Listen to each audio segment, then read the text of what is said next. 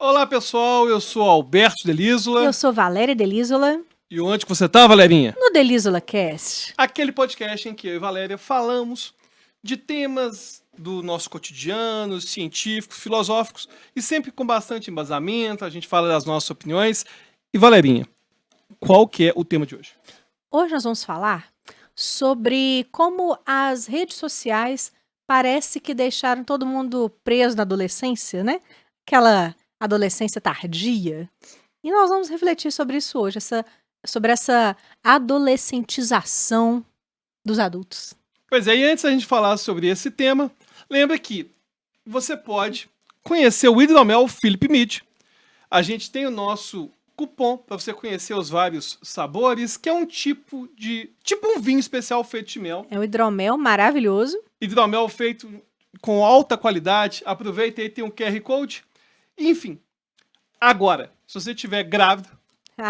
Falamos aqui no episódio passado, né? Quem não assistiu, perdeu a novidade, mas a família Delísola Cast cresceu. Cresceu, agora vai ter um casalzinho Estou vindo grávida de gêmeos. Então, Rafael... estou um pouco mais rechonchuda porque tem mais 2 pessoas aqui dentro. Rafael e Beatriz. Depois vou ter que colocar mais 2 microfones aqui. Botar uma mamadeirazinha. Com certeza, leitinã. E aí, Valerinha, voltando no nosso tema. De onde que surgiu esse tema? Você que deu essa ideia, né? Pois é.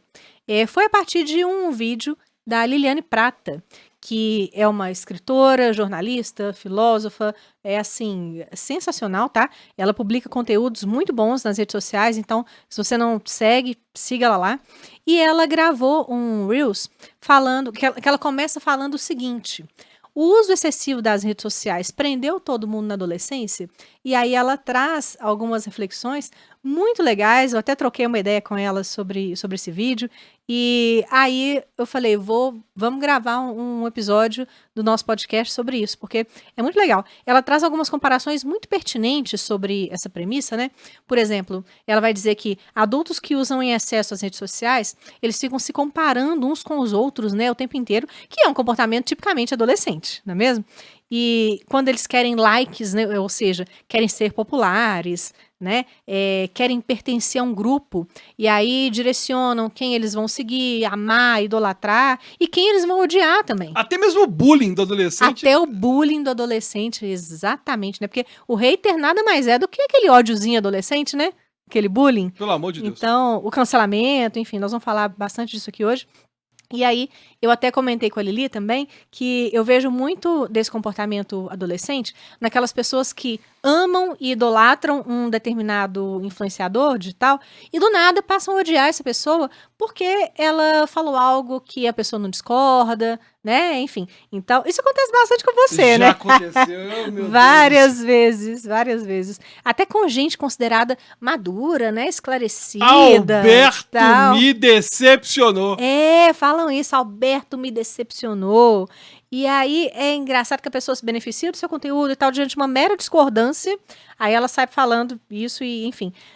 Cara, se você fala isso, o fulano me decepcionou e tal, você é muito adolescente, velho. Não, isso é muito isso é muito adolescente. Você viu que a Mariazinha tá andando com o Zequinha? Gente, é isso aí. No colégio rolava isso, né? O tempo todo. Eu falava, eu não ando mais com aquela menina porque ela falou tal coisa. E aí vira um sentimento, né? Vira uma questão ali, porque não é você simplesmente se deparar com uma opinião, um conteúdo que você discorda do outro ali e passar batido e ok, né? Não, aquilo vira uma questão pessoal, vira um ódio mesmo, é uma doideira. Aí, quando o cara fala, o Alberto me decepcionou, tipo, nossa, né? O mundo vai acabar, afinal, ele tinha que corresponder a todas as minhas expectativas, não é mesmo? Eu acho isso muito doido, né? Não, é demais. E eu achei curioso que a gente vai até perceber que tem vários elementos da adolescência que a gente já são bem documentados, bem estudados, que a gente vê nesse pessoal. Uhum. E a gente tem visto isso de uma forma muito crescente, né?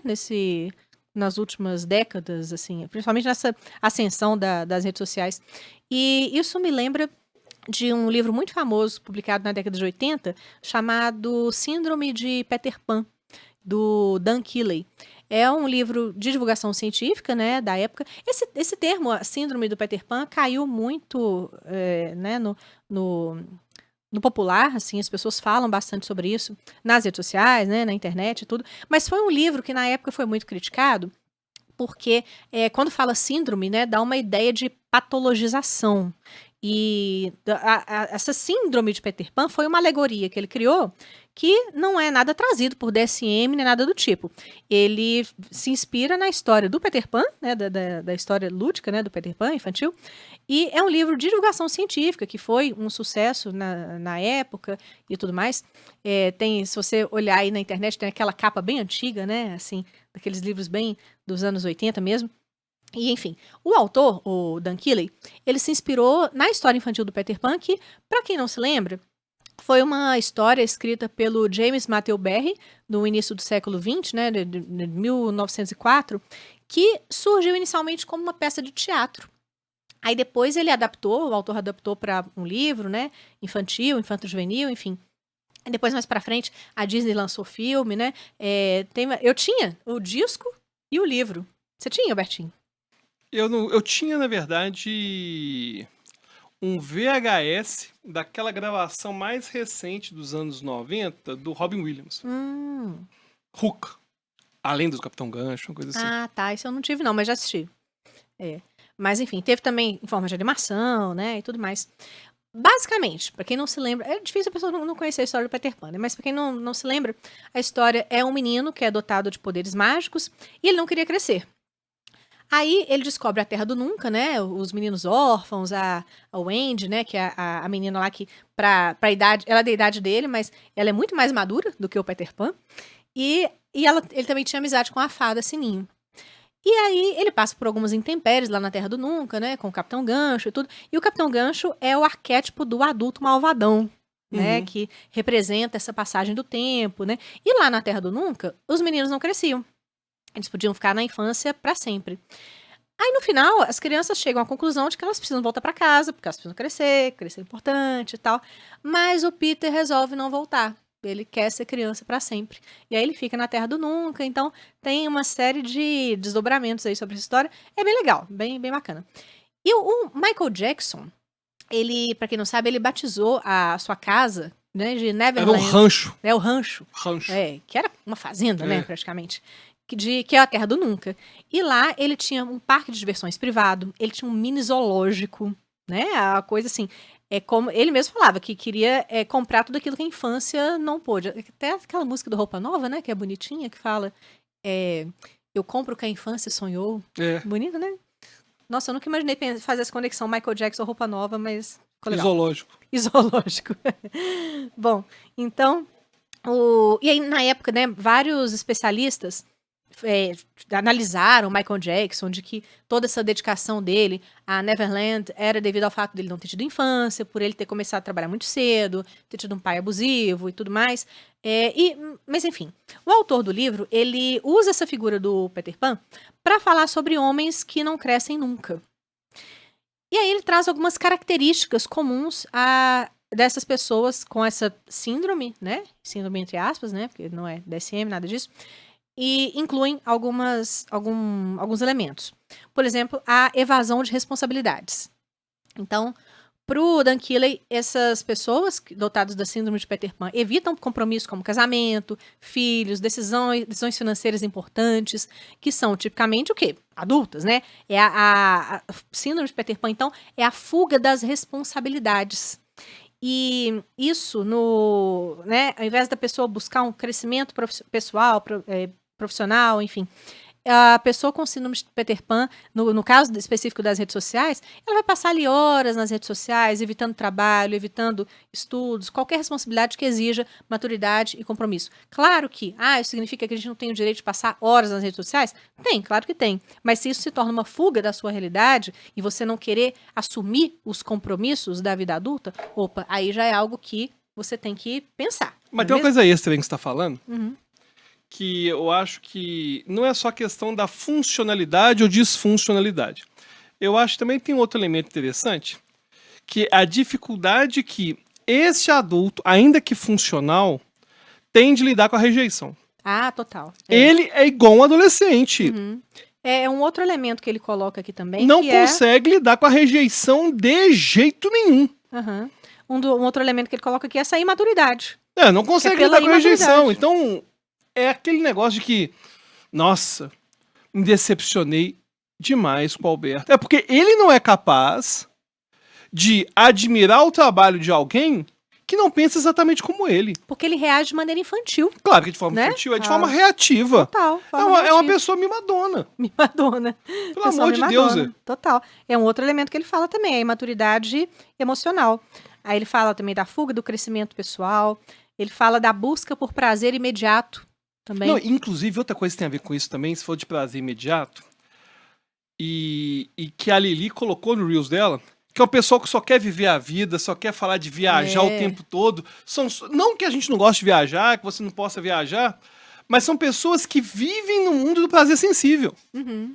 É só aquele prazer imediato, e se não tá tendo prazer imediato, é falar que a vida é infeliz, que a vida é ruim, Aí reclamar entra dos numa pais. depressão, porque não consegue cumprir com aquilo que ela espelha na rede social, né? Que aí ela vai focar em atividades que trazem prazer, diversão instantânea, festas, hobbies, viagens, né? E evita pensar nas consequências ao longo prazo, né? Disso daí. Às vezes se endivida para ostentar uma vida que ela não tem, né? Que não corresponde às expectativas financeiras dela, mas só porque ela quer corresponder àquilo. É o típico adolescente que pressiona os pais para ter o tênis mais caro, o celular mais caro e que vai além das condições financeiras daquela família, né? Mas que quer ostentar aquilo, porque aquilo é um valor importante para essa pessoa, né? Também, outro elemento que ele coloca, a dependência emocional e financeira, né? Que essas pessoas com síndrome de Peter Pan, elas podem ser muito dependentes de outras pessoas ali, dos pais, amigos, parceiros, para sustentar esse estilo de vida. E detalhe, né? muitas Ainda vezes. falando sobre, comparando com a internet, é aquele pai, aquele cara que fala assim, nossa, cortei totalmente com meus pais bolsonaristas. E fala isso, e aí cortar, o que é o cortar totalmente? É mudar para um apartamento dos pais, não pagar aluguel, não trabalhar e simplesmente ficar lá sem conversar com os pais pro resto da vida. E fala que não depende dos pais. E fala que não depende, não. Ih, conheço muita gente assim, viu? Pelo amor de Deus. Com certeza. Ele fala também no livro sobre a superproteção dos pais, né, que causa isso. Então, quando os pais evitam que a criança enfrente os desafios e frustrações na vida, ela não vai desenvolver resiliência, né, para lidar com as dificuldades da vida. Agora, lembrando, ele está fazendo toda essa construção teórica aqui nos anos 80, 1983, salvo engano. E a gente está fazendo um paralelo aqui com as redes sociais no dia de hoje, mas na época a preocupação dele era outra, né? Era aquilo que era visível. Eu já vou chegar lá. Então, acabando de falar aqui dos elementos, ele fala também da falta de limites, dos ambientes permissivos, né? Relação com as outras pessoas, enfim. Então, ele vai listando uma série de situações. E aí, eu até me lembrei, quando estava relendo aqui esse livro, no episódio que nós fizemos sobre a Sociedade do Cansaço, né? Quem não assistiu, volte aí a alguns episódios, que esse episódio ficou muito legal, né? Então, nós falamos sobre o livro Sociedade do Cansaço, do Han, e lá tem uma determinada passagem, que até acho que foi você que mencionou no nosso episódio, em que o autor faz uma metáfora com os nossos inimigos. Aí ele vai dizer que o lobo é visível, né? Então, se você quer se defender do lobo, você constrói uma casa com um muro alto para o lobo não chegar, né? Enfim. Então, o lobo quando a gente pensa nessa construção teórica feita pelo Dan Keeley da síndrome do Peter Pan, o adulto infantil de outrora, eu vejo que ele é muito mais visível do que o adulto infantil dos dias de hoje. Por quê? A gente conseguia perceber nitidamente no passado, digo passado assim, antes das redes sociais, certo? Aquela pessoa adulta que não quer crescer, que quer viver na terra do nunca, que tem até um lado bonitinho nisso daí, da pessoa que tem um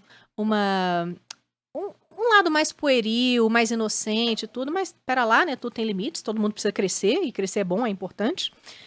E o autor da Sociedade do Cansaço, ele fala do outro inimigo também, que é o vírus. Ele vai fazendo uma gradação, né? Do lobo, pro besouro, pro rato, pro besouro e tudo, até chegar no vírus. E aí ele fala, o vírus, ele é invisível.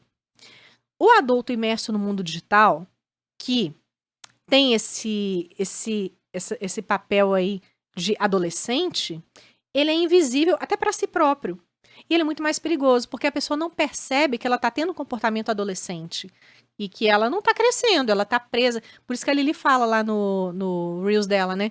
Que é como se aquela pessoa tivesse ficado presa na adolescência, enquanto ela tá ali nas redes sociais e ela não percebe, porque um vírus é algo que já tomou conta das pessoas de tal modo em que ela vai tendo esses comportamentos infantis e ela não se percebe enquanto tal. Não, e o pior é que vão gerando nas redes sociais, isso tem a ver com o próprio algoritmo, as bolhas de pessoas que pensam de forma igual. É, exatamente. Então, hoje Vira ninguém mais... um vício ali. Hoje ninguém precisa de ter que conviver com o contraditório. Não. Não. Porque se eu tiver que conviver com o contraditório, eu vou bloquear, eu vou banir, eu vou fazer um Vai textão. fazer birra. Na adolescência, não quero fazer trabalho com fulano. Mas pelo menos você ia pra aula junto com fulano. Essa era obrigada. Hoje não, hoje você bane. Hoje você bloqueia. Hoje você simplesmente torna aquela pessoa uma pessoa intocável. E aí fica falando só pro seu grupinho ali, o algoritmo vai alimentando isso, né? Até aquela música do Raul Seixas, né? Convence as paredes do quarto e dorme tranquilo. E ali vai levando a vida. Vai levando a vida, vai levando a vida. É. Eu falei demais, deixa você falar um pouquinho também, né? Pode continuar falando, você falando bonitinho, uma mamãe tão bonita. É.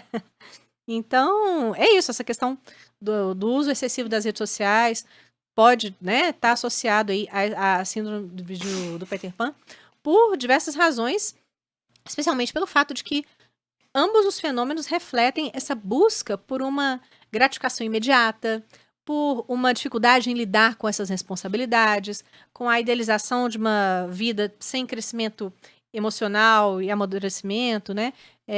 Eu achei muito interessante essa proposta que a Lili fez de reflexão e me fez pensar muito. Obrigada, Lili, um abraço para você. E agora, falando agora de um aspecto assim, mais baseado em artigos científicos, pensando assim, por exemplo, em alterações cerebrais que as redes sociais estão fazendo na gente, né? Primeiro, por que a gente está alterando e quais alterações seriam mais sensíveis e quais dessas alterações que a gente poderia conectar com a adolescência, por exemplo? O ponto que a gente entender é um conceito chamado neuroplasticidade. Quando eu estudei no colégio, e eu imagino que quando você estudou também, a gente aprendia que neurônio não reproduzia. Ou seja, a gente aprendia que perder o neurônio já era, que esse negócio não mudava, não se moldava, enfim.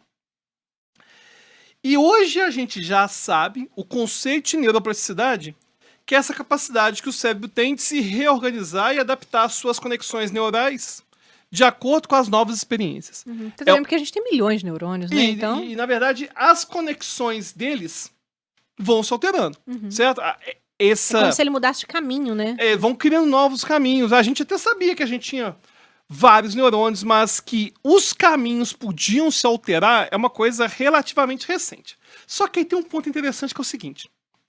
Toda vez que a gente fala de neuroplasticidade, é um termo que acabou caindo no senso comum, a questão de como que o nosso cérebro está se reescrevendo o tempo todo, a gente sempre fala de uma forma positiva. A gente frequentemente fala assim, o cérebro está se aperfeiçoando. E o que ignora é que a neuroplasticidade significa reescrever.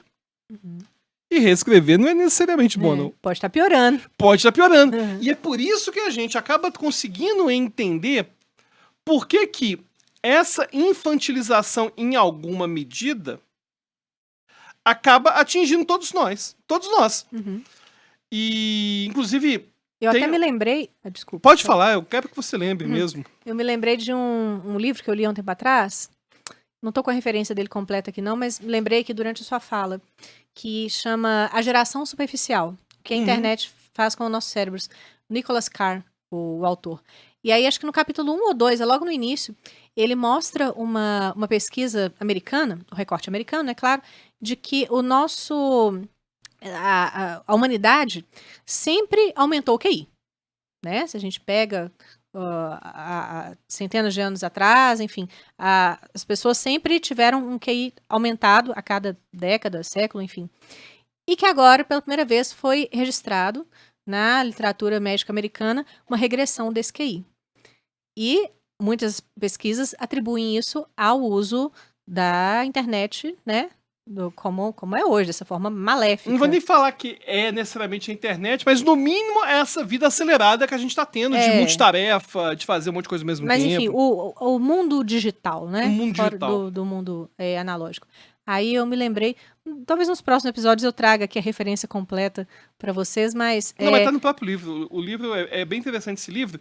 E aí tem algumas coisas interessantes. Ele traz, no próprio capítulo, ele traz as referências dos estudos. E uma coisa que eu acho mega interessante é que quando a gente pensa no desenvolvimento do cérebro, a gente já sabe que o adolescente tem problema com duas questões distintas. Ele tem problemas envolvendo impulsividade e tem problemas envolvendo inibição de atividades, que não é a mesma coisa. Impulsividade tem a ver com aquele meu desejo de fazer alguma coisa. A inibição tem a ver com o efeito oposto. É a capacidade que eu tenho de ir contra aquilo que está surgindo. Ou seja, é essa capacidade inibitória que me permite, no dia que eu quero fazer dieta, passar na frente da palha italiana e falar, não vou comer hoje não.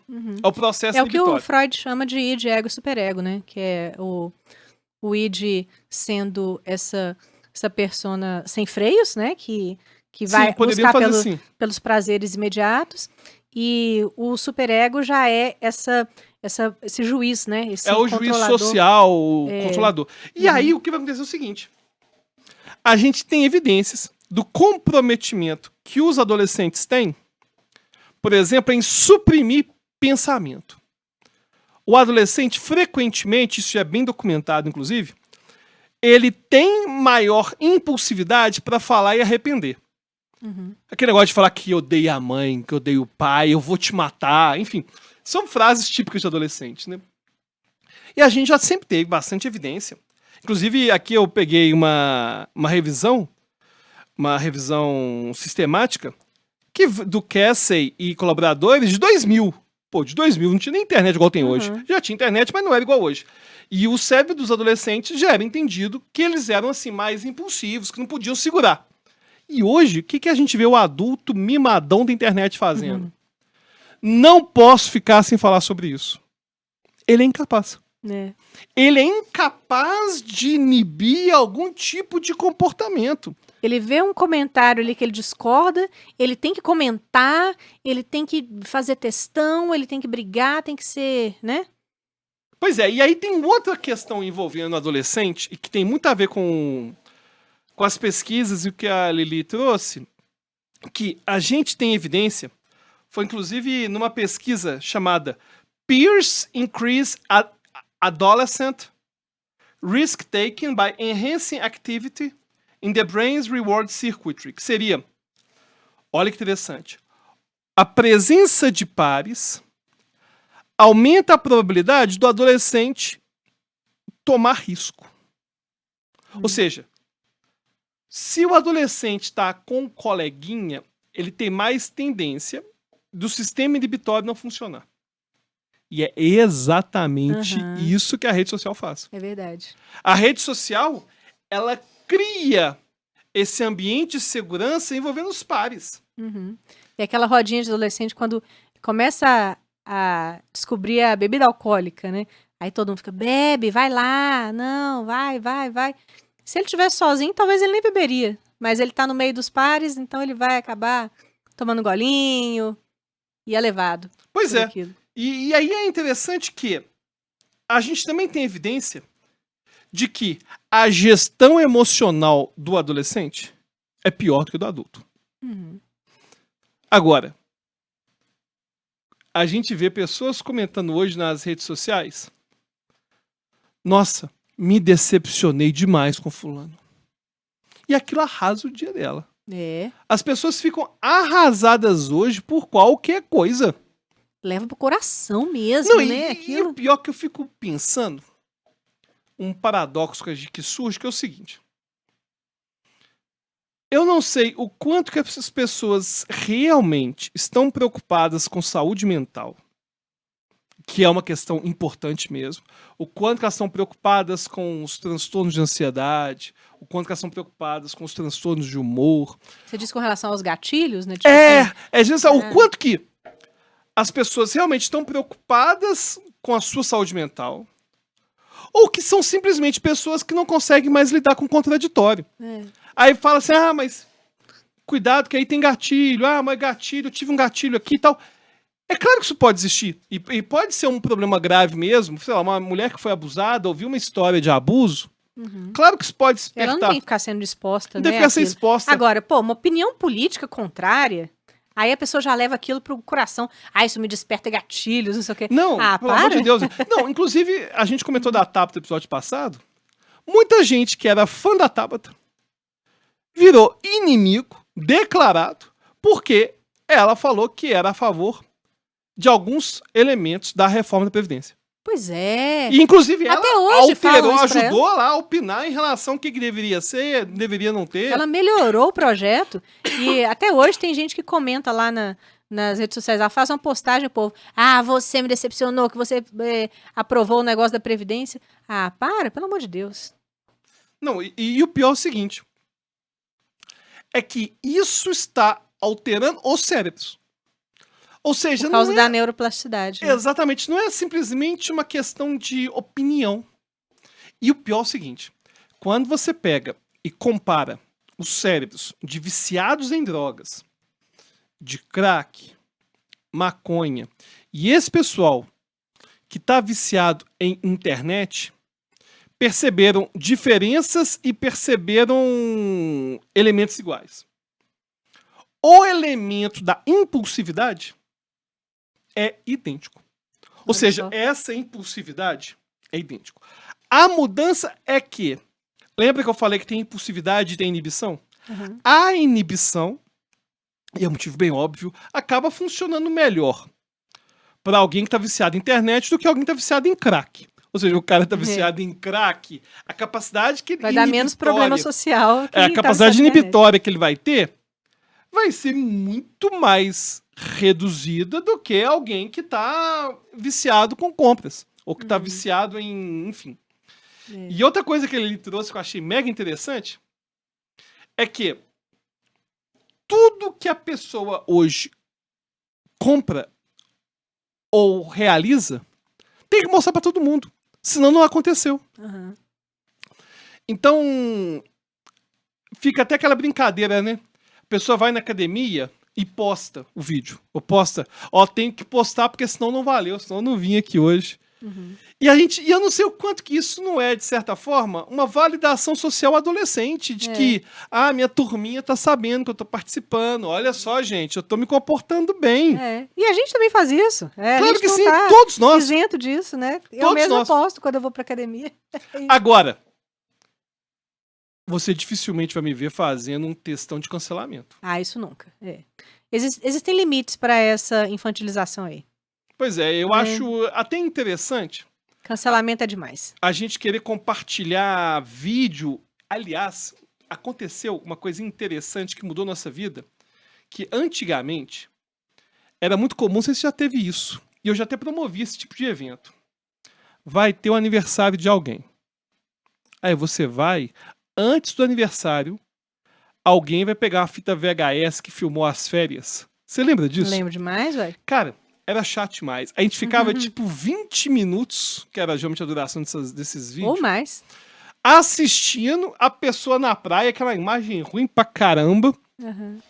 Porque a pessoa queria mostrar aquilo. E hoje, pelo menos, é nos stories. Hoje, pelo menos, a pessoa tá fazendo isso nos stories. Quem viu, viu na hora. Quem se interessou, Em viu. 24 horas apaga. 24 horas apaga. Mas, de certa forma, essa... Não deixa de ser uma adolescentização. Não deixa de ser uma adolescentização. Porque... Agora... Não, pode falar. Eu queria voltar um pouquinho aqui na neuroplasticidade, porque eu me lembrei, eu não vou citar nomes aqui, mas de uma pessoa que você conhece muito bem. Nossa, eu não sei se eu conheço. Não. Conhece. Eu acho que não. Conhece. Porque como nós vivemos essa transição do mundo analógico para o digital, era uma pessoa que eu convivi muitos anos da minha vida, que eu tinha um convívio maravilhoso na era digital, na era analógica. Minha infância, minha adolescência e tudo. Depois que começou essa era digital e rede social e tudo, essa pessoa se transformou. E uma coisa que a gente sempre pensou lá em casa, a gente sempre discutiu lá em casa, será que a rede social deu voz para essas pessoas que sempre tiveram esse ódio dentro de si, começaram a atacar ali e tal, né? A internet apenas deu voz para elas? Ou será que isso moldou o comportamento por conta dos algoritmos e tudo mais? A pessoa foi ficando mais amarga, e enfim. Bom, esta pessoa que eu estou dizendo, que eu não vou falar o nome, devido aos nossos posicionamentos políticos diferentes, ela se tornou uma pessoa que não tem como mais conversar. É difícil. E ela ficou, assim, completamente fanática, não sabe lidar com rede social e aquilo. Você ainda não sabe quem é, né? Você tá me olhando assim com uma cara de tipo. Eu não sei, não, mas eu tô igual a audiência, tô igual a audiência, eu tô entendendo o exemplo, Poxa vida. Não vai falar o nome, não, só vai ter que mandar Não pro Carvalho posso falar, editar, não aí vai ter que posso colocar falar. o bip. Eu não Mas vou fazer isso, enfim, não. eu tô querendo dizer que me parece que essa pessoa deu uma pirada, sabe, com rede social. Ficou uma coisa meio patológica mesmo, coisa sabe? que, falando agora de evidências anedóticas que eu tenho sobre esse tema, primeiro ponto é que pessoas que têm ideias diferentes e bizarras sempre existiram. Eu lembro, por exemplo, na eleição do Collor e do Lula. Apesar de a gente convivia com gente que pensava diferente a favor de Collor, Lula, enfim, não tinha esse negócio da família acabar. Porque, sei lá, o filho era contra Collor, o pai é a favor do Lula e a família acabou por isso. Isso é uma coisa que não existia. Então, as pessoas pensarem de forma diferente, eu acho que sempre existiu. O que eu acho que não existia é que as pessoas não tinham realmente uma base para ficar conversando com dezenas e centenas de pessoas que concordam o tempo todo, sabe?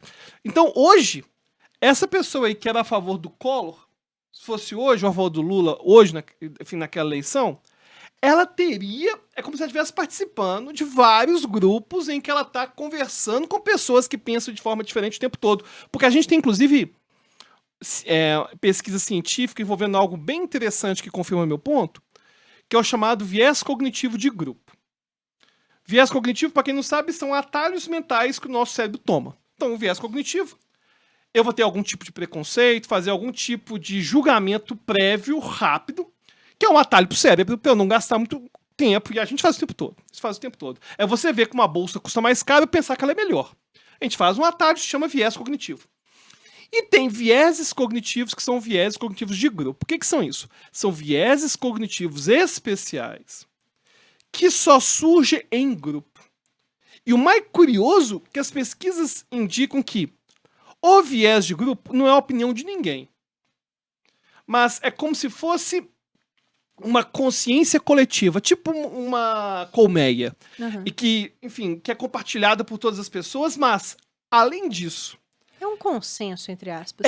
Só que o mais curioso é que, além de surgir esse viés de grupo, a gente tem evidência de que, no grupo, o viés que vai surgir é da opção extrema, tanto de esquerda quanto de direita. Então, aquela voz que vai ser a líder e que vai ser o grande motor por trás desse viés de grupo vão ser as pessoas que estão realmente mais piradas e mais extremas em relação a tudo. Ou seja, vai ser aquelas pessoas que vão combinar de no 8 de janeiro, já tá lá, quer saber, vão quebrar tudo, e um monte de gente vai quebrar tudo. É você ver um jogo de futebol, pô, você pensa pessoa numa arquibancada, mas quase todo mundo é pessoa de família, pessoa de boa família, pessoa do bem e tal.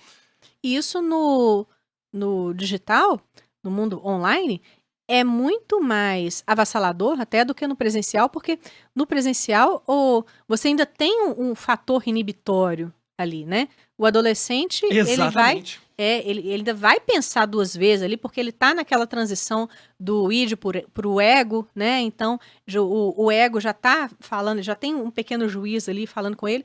Agora, como existe essa proteção das telas, e a pessoa vai lá e fala o que quiser e tudo, é piorado, isso É porque a gente aí vai ter o chamado efeito Lúcifer, por exemplo, que a gente comenta, né, de psicologia social, que o anonimato favorece as pessoas a cometerem atrocidades. Não, mas mesmo aquele que dá o seu nome, né, com o seu perfil ali e tudo. Mas mesmo que não O seja anonimato anônimo, pior ainda, mas tem um anonimato, mas tem um distanciamento. tem um distanciamento, exato. Essa é a palavra que eu estava tentando Existe um buscar. distanciamento. O distanciamento favorece isso. Eu acho E engraçado. vai gerando essa neuroplasticidade, né? Porque isso molda comportamentos. Uma coisa que a gente sempre comenta, dos grupos da Mensa, por exemplo. É bizarro, porque no grupo do WhatsApp tá todo mundo se matando. Todo mundo se matando.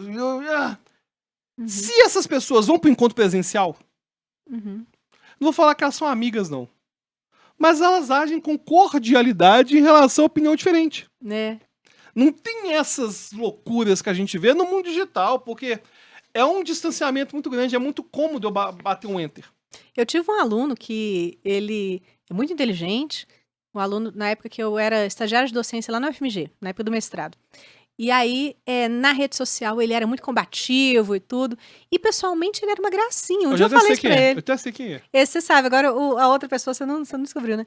Mas eu falei com ele uma vez, falei, olha, você pessoalmente é um fofo, é uma gracinha. E na rede social, combativo e tal, não sei o quê. Né? Que coisa, né, esse fenômeno? Não, e o mais louco ainda, que ainda pegando no gancho seu da síndrome Peter Pan, que eu acho curioso, é que hoje a gente fala que quem tem 30 anos de idade é jovem. Pois é, como? Hoje é Como? isso. Hoje você vê pessoas que têm mais de 30 anos de idade exigindo coisas dos pais. Não, gente, não é. Cara, eu nessa transição dos 18 pros 20 anos, eu já me achava super velha. E você tem que Né? ter um jeito. E eu acho que essa consciência da sua maturidade é que vai te dando essa força motriz pra você amadurecer, né? Essa coisa de eternamente jovem, de não, eu tenho todo o tempo do mundo e tal. Pera lá. Você já passou dos 20 e poucos anos ali. Meu filho, você já é adulto há bastante tempo. Então, vamos se comportar como adulto? Inclusive, eu sempre falo publicamente do problema da gente sempre achar que é velho pra iniciar alguma coisa. Sei lá, quando você tem 18 anos, vai achar que tá velho pra começar a dançar. Quando tiver 20, 30, 40, 50, sempre acha que tá velho. Agora, isso é um problema.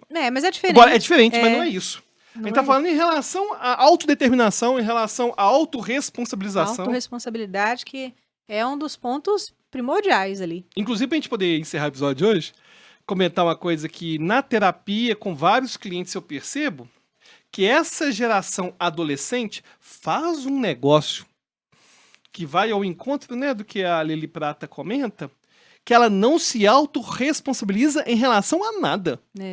Não se autorresponsabiliza E mais aí não. você tá falando do adolescente e do adulto que se comporta como adolescente, Exatamente. Da mesma forma que o adolescente, que já é esperado, não se responsabiliza, esse adulto mimadão da rede social não se autorresponsabiliza em relação a nada, não. É sempre a culpa do pai, é culpa da mãe, é culpa do presidente, é culpa do prefeito, é culpa, enfim... Ele é um acusatório. Ele acusa o tempo todo. Tá sempre acusando e nunca chama a responsabilidade pra si, né? Pois é, isso aí a gente tem que acabar com isso, né? Pelo amor de Deus. E aí eu acho muito interessante essa reflexão que ela propôs de que, tipo, será que as redes sociais deixaram todo mundo preso na adolescência, né? Porque são elementos de adolescente que a gente vê nos comportamentos nas redes sociais. E aí, né, fica essa reflexão. Pois é, e aí, eu queria saber o que você acha sobre esse tema. Você tem sentido que a gente tá ficando mimadão? Que a gente simplesmente não consegue lidar com o contraditório, que a gente tá impulsivo, que, eu tenho que falar, tem que se posicionar, até cobra do influenciador, você tem que se posicionar em relação Cobra ao do tema. influenciador, pois é. Você vai se posicionar, não? É igual no colégio, falar assim, você não vai lá defender seu amigo, não? Né? Seu amigo se envolveu numa briga, aí o valentão tem que ir lá e tal. Você tá conversando com aquela menina, você sabe muito bem que ela furou o olho da nossa amiga. Isso, é. Igual quando você gravou com o Monark, né? Muita gente falando, nossa, vou deixar de seguir o Alberto porque ele gravou com o Monark. Pois Olha é, lá. é uma falta de... Eu acho que é uma falta De se- maturidade. as né? pessoas deveriam atingir esse marco civilizatório que é lidar com o contraditório. Que é essa transição da adolescência para vida adulta, não é mesmo? Exatamente, eu espero que você seja um adulto. E se você é adulto, lembre de se inscrever e de curtir. E comenta aí se você está sentindo que está surgindo essa adolescentização também. É isso aí. Valeu, pessoal. Quer ver mais episódios? Toda quarta-feira, 19 horas. E até a próxima. Até a próxima, pessoal.